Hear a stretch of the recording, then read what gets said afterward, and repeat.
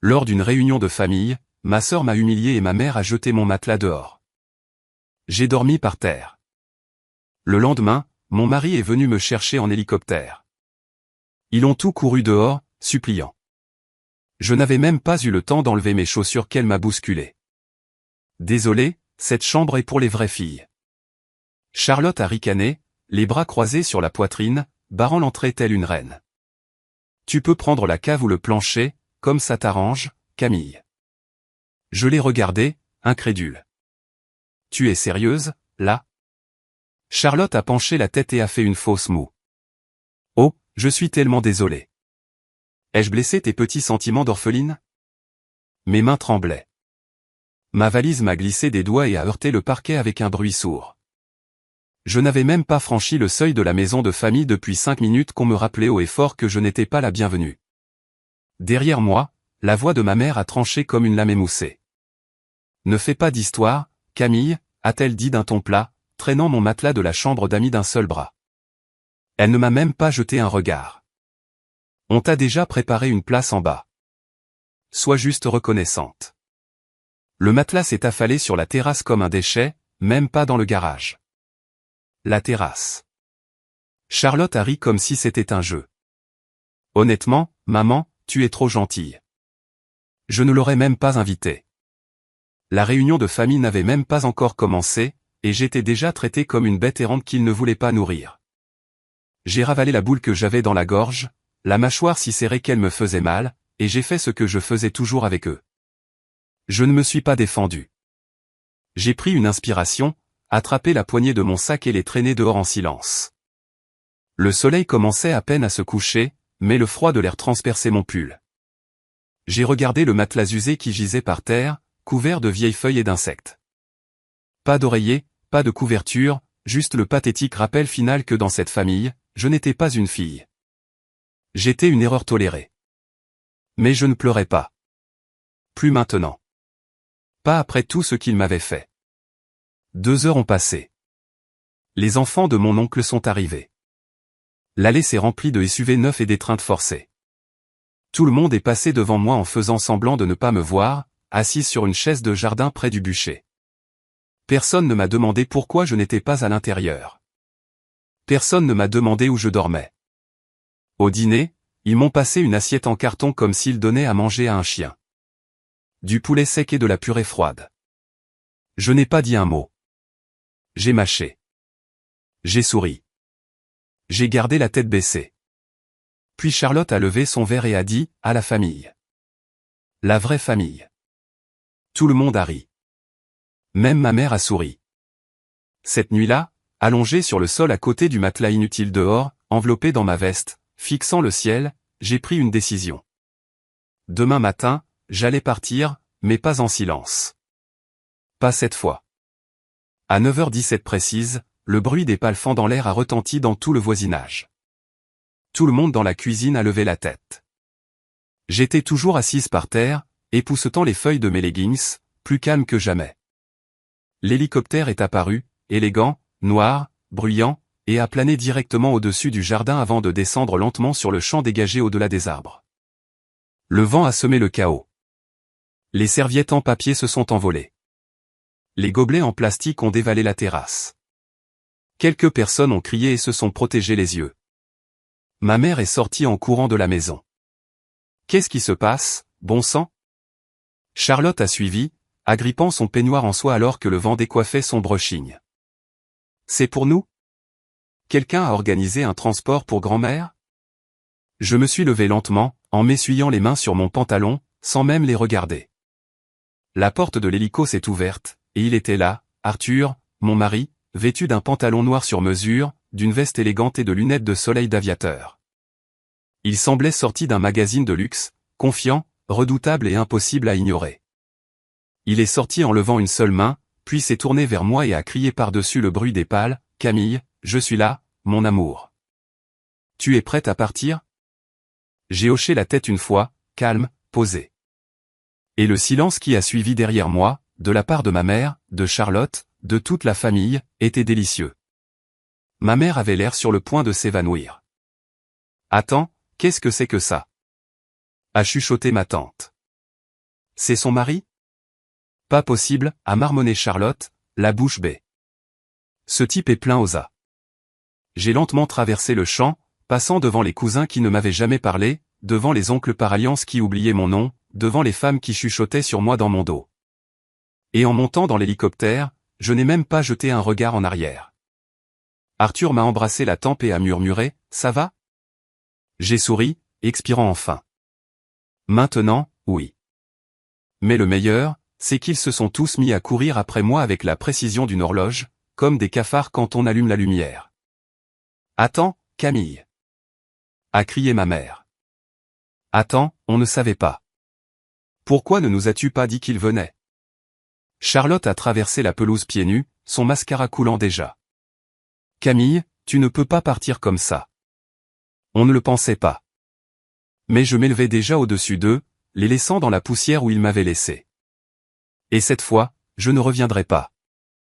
Alors que l'hélicoptère décollait, je suis resté parfaitement immobile, les regardant rapetisser sous nous comme des fourmis s'agitant dans la panique.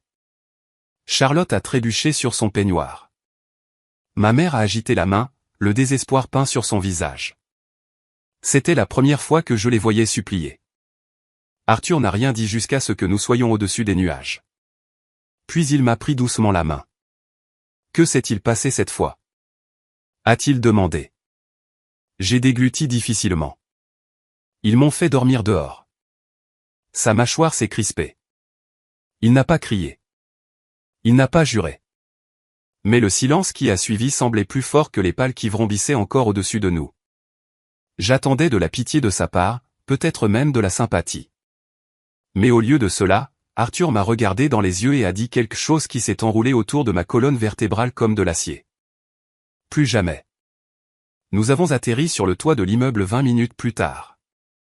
Pas un hôtel, pas une résidence secondaire, notre appartement de luxe sur les toits de Paris, celui qu'il avait fait construire avant même de me connaître, mais dont il disait qu'il s'était toujours senti vide jusqu'à ce que j'en franchisse la porte. Il ne m'a pas demandé si je voulais parler. Il n'a pas insisté. Il m'a simplement tendu un café, s'est assis en face de moi et a attendu. Je ne voulais pas que tu viennes, ai-je finalement dit. Je sais. Je ne voulais pas paraître faible, comme si j'avais besoin d'être secouru. Il a haussé un sourcil.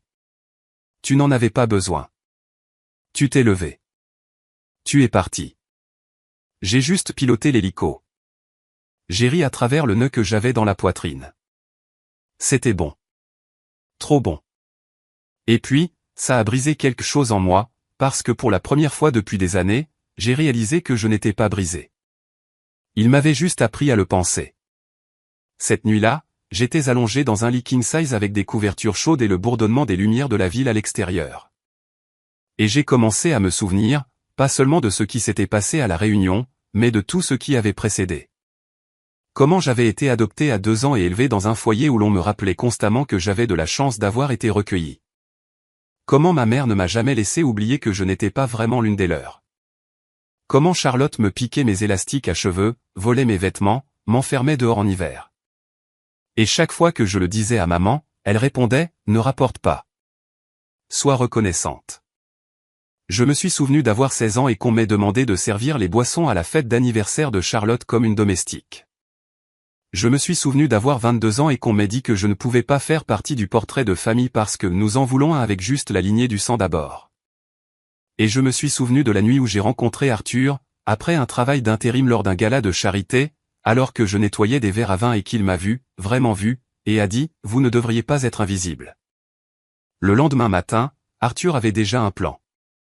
Il n'a pas dit grand-chose, m'a juste tendu sa tablette et a fait défiler une série de dossiers intitulés « Succession », immobilier et juridique. J'ai cligné des yeux devant l'écran. Qu'est-ce que c'est que tout ça? Tu m'as dit que tu voulais retrouver tes racines biologiques, a-t-il dit doucement. Alors, j'ai engagé quelqu'un, discrètement, juste au cas où. J'ai regardé les dossiers. Des actes de naissance, un nom, une adresse, une photo d'une femme qui me ressemblait trait pour trait. Une médecin vivant à Nice, ma vraie mère. Arthur s'est penché en avant. Camille, tu ne dois plus le silence à personne. Pas après ce qu'ils ont fait. Mon cœur s'est emballé. Je ne veux pas de vengeance, ai-je chuchoté. Il a souri faiblement. C'est bien. Alors appelons ça autrement. Comme quoi? La reconquête. J'ai passé le premier appel cet après-midi-là. La femme, le docteur Juliette Martin, a répondu d'un ton doux et prudent. Je pouvais entendre la mer derrière elle, des mouettes au loin. Il n'a pas fallu longtemps pour confirmer la vérité. Elle m'avait abandonné sous la pression de sa famille très conservatrice. Elle m'avait cherché des années plus tard, mais la piste avait disparu. Quand je lui ai dit mon nom, elle a eu le souffle coupé. Je me suis toujours demandé. Ton père est décédé il y a 2 ans, mais j'ai toujours prié pour que tu sois heureuse. Des larmes ont coulé sur mon visage. J'y travaille. Une semaine plus tard, nous nous sommes rencontrés. Et le plus étrange, c'est qu'il n'y a pas eu de drame, pas de grande révélation, pas de cris ni de sanglots, juste de la chaleur, de l'acceptation, de la compréhension. Et à ce moment-là, j'ai réalisé quelque chose que je n'avais jamais pleinement accepté jusqu'alors. Ma famille adoptive n'avait rien dont j'avais besoin. Plus maintenant. Ni leur approbation, ni leur amour, ni même leurs excuses. Parce que ce que j'avais maintenant, c'était la liberté. Arthur avait une dernière idée. J'ai hésité au début, pensant que c'était peut-être trop, mais il a arboré ce sourire diabolique et a dit, « Tu veux la paix, mais ils ont besoin d'une leçon. » Parfois, pour tourner la page, il suffit d'entrer avec des talons de créateur, de ne pas dire un mot, et de simplement signer l'acte. Quel acte? Il a laissé tomber un dossier sur la table. L'acte de propriété de la résidence secondaire de ma mère adoptive, celle que j'avais involontairement aidé à financer par des années de contributions forcées, d'investissements familiaux et de confiance volée. Elle avait fait l'objet d'une saisie immobilière il y a 3 mois. Arthur l'avait rachetée par le biais d'une société écran à mon nom. Tu me fais peur, ai-je chuchoté. Mais je ne pouvais pas m'empêcher de sourire. Tu es restée silencieuse assez longtemps, Camille, a-t-il dit doucement. Il est temps qu'ils entendent le son de ta voix. L'invitation est arrivée comme sur des roulettes. Une épaisse enveloppe ivoire, des lettres dorées. La fête de fiançailles de Charlotte, qui se tenait bien sûr dans le domaine familial en Normandie. Celui dont il se vantait toujours. Celui que ma mère appelait la preuve de leur héritage. Celui qu'Arthur possédait désormais. J'ai tenu l'enveloppe entre mes doigts et j'ai souri. Il n'en avait aucune idée. Pas encore. Tu es sûr de toi? A demandé Arthur alors que nous montions à nouveau sur le tarmac. Pas dans un hélico cette fois. Cette fois, c'était un SUV noir mat et élégant, escorté par un chauffeur en costume entièrement noir. Positive, ai-je répondu. Je ne revenais pas pour le drame. Je revenais pour la paix, mais pas celle à laquelle il s'attendait. Quand nous sommes arrivés dans la longue allée circulaire, je les ai vus rire près des marches de l'entrée, vêtus de tons pastel et de fausses perles. Charlotte portait du blanc, bien sûr, même si ce n'était pas encore son mariage. Elle m'a repéré instantanément. Son visage s'est figé, puis s'est tordu. Mais avant qu'elle ne puisse parler, ma mère est apparue derrière elle. Elle a vu la voiture. Elle m'a vu. Et puis elle l'a vu, lui. Arthur est sorti le premier. Un M88, élégant, calme, chaque centimètre de lui criant, pas l'un des vôtres. Et tant mieux. Il a offert sa main. Je l'ai prise. Charlotte a ricané. Waouh. Alors, tu as décidé de venir? J'ai souri doucement. C'est ton grand jour. Je ne voulais pas le manquer. Je suis surprise que tu aies même pu te payer le transport. Arthur a haussé un sourcil. Ce n'est pas le cas.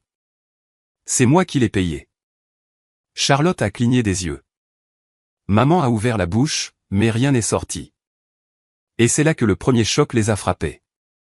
Aussi, ai-je ajouté, en tendant une petite enveloppe à Charlotte. Tu vas devoir déplacer ta petite fête. Elle a baissé les yeux, confuse. Qu'est-ce que c'est que ce bordel? Arthur a parlé avant que je ne puisse le faire. Nouveau contrat de propriété. Ce domaine n'est plus à vous pour y organiser des événements. Il a été transféré discrètement, légalement et complètement. Tu plaisantes. Non, je ne te crois pas, a-t-elle lancé. Mais la voix de son fiancé a brisé le silence. Charlotte, il ne ment pas. Je reconnais ce nom. Cette holding a racheté la propriété suite à une saisie au dernier trimestre. Je travaille dans les acquisitions. La voix de ma mère s'est élevée, tremblante. Vous essayez de nous humilier. Quel est le but de tout ça, Camille? Je l'ai regardé droit dans les yeux. Vous vous êtes humilié vous-même. En quelques minutes, la panique s'est répandue dans l'assemblée comme une traînée de poudre. Des invités chuchotant, Charlotte pleurant, ma mère à son téléphone, essayant frénétiquement de joindre un avocat, et moi. J'ai traversé la maison, chaque pièce où il m'avait dit que je n'avais pas ma place, chaque photo dont j'avais été coupé, chaque coin qu'on m'avait dit de nettoyer, d'éviter, où l'on m'avait dit de me taire, et j'ai touché les murs comme s'ils me devaient quelque chose, parce que c'était le cas. Et maintenant, ils me rendaient des comptes. J'allais laisser tomber, ai-je dit doucement à ma mère alors qu'elle essayait de me coincer près de la salle à manger. Après la terrasse, après la façon dont vous m'avez traité, j'allais m'en aller. Tu aurais dû, a-t-elle sifflé. Tu n'as pas le droit de revenir et de faire comme si tu étais meilleur qu'eux. Je ne suis pas meilleur, ai-je interrompu. Je suis juste libre. Elle a cligné des yeux. Qu'est-ce que ça veut même dire? Ça veut dire que vous n'avez plus le droit de réécrire qui je suis. Dehors, Arthur avait déjà coordonné le transfert.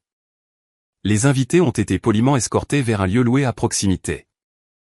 Charlotte pleurait toujours, criant quelque chose à propos de sa réputation, et je suis resté près de la fenêtre, regardant la scène se dérouler sans aucune joie, juste un sentiment de finalité, pas de vengeance, juste une reconquête. Ce n'était pas une question d'argent. Ce n'était même pas une question de pouvoir. C'était de réaliser enfin que la petite fille qu'ils avaient rejetée, celle qu'ils avaient fait dormir par terre, n'avait jamais été faible. Elle attendait juste. Alors que j'étais sur le porche, mon Porsche, Arthur a passé son bras autour de moi. Tu l'as fait. J'ai hoché la tête. C'est étrange. Comment? Parce que ce n'était pas explosif. Ce n'était pas bruyant. Il a souri. Parce que le pouvoir n'a jamais besoin de l'être. Plus tard cette nuit-là, je me suis retrouvé seul dans la même pièce qu'il m'avait autrefois interdite, la suite principale. Celle que Charlotte avait réclamée comme sienne pour le week-end. Et je me suis allongé, non pas sur le sol, non pas sur un tas de vestes, mais dans le lit king size, regardant le plafond avec des larmes coulant silencieusement sur mes joues, parce que la vérité s'était enfin installée dans mes os. Il ne m'avait pas brisé. Il m'avait forgé. Et maintenant, j'avais fini de me faire toute petite. Je ne m'attendais pas à avoir de ces nouvelles. Mais 2 semaines après la fête de fiançailles ratée de Charlotte, mon téléphone s'est allumé avec un numéro que je ne reconnaissais pas et un message vocal qui m'a glacé les doigts. Salut, c'est tante Lorraine. Je sais que je n'ai jamais été gentille, mais voudrais-tu venir voir ta grand-mère? Elle n'arrête pas de te demander. Elle ne va pas bien. Mon estomac s'est noué. Grand-mère Martine, la seule personne de cette famille qui m'ait jamais traité comme si j'avais de l'importance. Elle m'avait dit un jour, quand j'avais 9 ans et que je me cachais dans le cellier après que Charlotte m'ait poussé contre une table, tu n'as pas besoin de nous ressembler pour être l'une des nôtres. Je ne l'avais pas vue depuis 4 ans. Pas depuis que ma mère avait commencé à l'éloigner, prétendant qu'elle était trop confuse et qu'il valait mieux la laisser se reposer. J'ai dit à Arthur que j'irais seul. Il ne s'y est pas opposé. Il a juste embrassé mon front, m'a tendu les clés de la berline avec chauffeur et a dit, si quelqu'un te regarde de travers, appelle-moi. La maison de retraite était modeste, calme, donnant sur un petit jardin et une rangée de chênes. Elle était assise près de la fenêtre, enveloppée dans une couverture crème, les mains jointes sur ses genoux. Ses cheveux étaient plus fins maintenant, plus argentés que blancs. Mais ses yeux, ils étaient les mêmes. Doux, vifs, vivants. Quand je suis entré, elle a levé les yeux et ses yeux se sont instantanément remplis de larmes. Camille, a-t-elle murmuré, à peine plus fort qu'un souffle. Salut, grand-mère. Elle a ouvert les bras. Je m'y suis blotti. Et pour la première fois depuis des décennies, je me suis senti chez moi. Elle a tout demandé. Comment j'allais, où je vivais, comment était Arthur. Je lui ai dit la vérité, toute la vérité, même les parties les plus laides. Elle a fermé les yeux, a hoché la tête et a dit, ta mère? Elle n'a jamais été faite pour élever une âme comme la tienne. Elle pensait que l'amour était le contrôle. Mais toi, tu avais besoin de liberté. Puis elle s'est penchée et a chuchoté, je t'ai laissé quelque chose.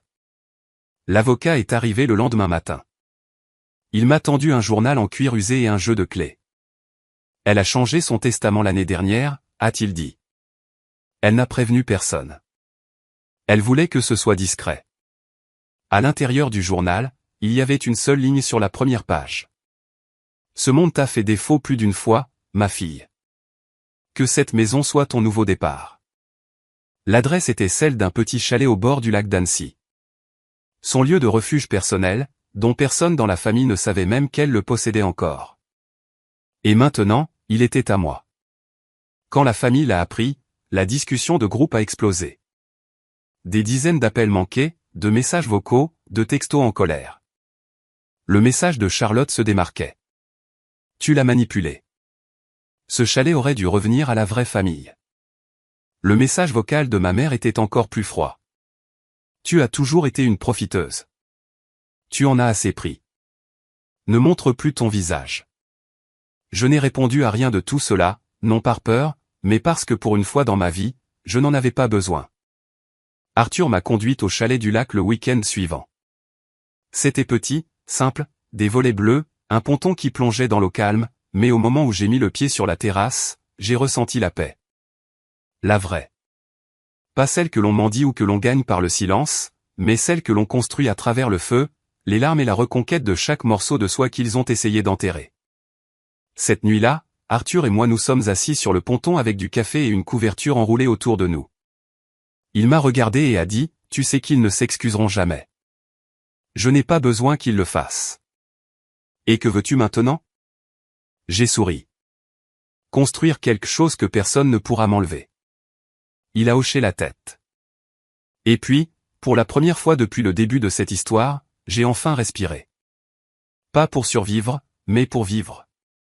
3 mois plus tard, je me tenais au même endroit où ma mère avait autrefois traîné mon matelas, sur l'ancien porche familial. Sauf que cette fois, je n'étais pas là pour dormir par terre. J'étais là parce que la maison avait été mise aux enchères. Arthur l'a achetée sans hésiter. Discrètement, légalement, par le biais d'un autre groupe de holding, comme avant. Il ne s'agissait jamais de vengeance. Il s'agissait de tourner la page. Je n'ai prévenu personne jusqu'à ce que l'avis soit publié. C'est là que les textos ont commencé. Maman, tu n'es pas sérieuse. Charlotte, pourquoi nous fais-tu ça? Tante Lorraine, tu ne leur dois rien. Mais je voulais juste que tu saches. Ta grand-mère aurait été fière. Je n'ai pas assisté à la vente aux enchères. Arthur, si. Et quand il est revenu, il a placé une petite enveloppe dans ma main. À l'intérieur se trouvait l'acte de propriété finale. C'était fait. La maison où je n'avais jamais été la bienvenue m'appartenait désormais. Une semaine plus tard, je les ai tous invités. Oui, tous. Une invitation formelle, froide, neutre. Du même style que celle qu'ils m'envoyaient. Pas d'explication. Juste une heure, une date et une adresse. Et ils sont venus. La curiosité l'emporte toujours. Ils sont arrivés dans leur voiture de luxe et avec leurs airs suffisants, pensant probablement que j'allais me vanter ou supplier pour la paix. Mais au lieu de cela, ils m'ont trouvé attendant sur les marches de l'entrée, tenant un stylo et une petite pile de documents. Bienvenue, ai-je dit calmement. Qu'est-ce que c'est que ça? Charlotte a plissé les yeux. Je la transfère à une œuvre de charité. La mâchoire de maman est tombée. Tu donnes la maison? Oui, ai-je répondu. À une association qui aide les jeunes filles sortant de l'aide sociale à l'enfance. Elles auront des lits, de la chaleur et la sécurité. Pourquoi ferais-tu ça? A demandé ma mère, à bout de souffle. Je l'ai regardé droit dans les yeux. Parce qu'aucune fille ne mérite d'être traitée comme vous m'avez traité. Silence. Arthur s'est avancé à mes côtés, me tenant la main. Le fiancé de Charlotte a marmonné quelque chose et s'est éloigné. Quelques autres ont suivi, mais maman est restée, tremblante. Pour une fois, sa voix était faible. J'essayais de protéger ce qui était à moi, a-t-elle chuchoté. J'ai hoché la tête lentement. Et j'ai finalement appris à protéger ce qui était à moi, aussi. Nous sommes partis sans un mot de plus. Pas d'explosion, pas de dispute, juste une fin tranquille, la boucle était bouclée. De retour au chalet du lac, j'ai rouvert le journal de grand-mère Martine. Vers la fin, elle avait écrit quelque chose que je n'avais pas vu auparavant. Parfois, la plus grande vengeance est de choisir de ne pas devenir ce qu'ils ont essayé de faire de vous. J'ai souri et j'ai laissé aller un long soupir.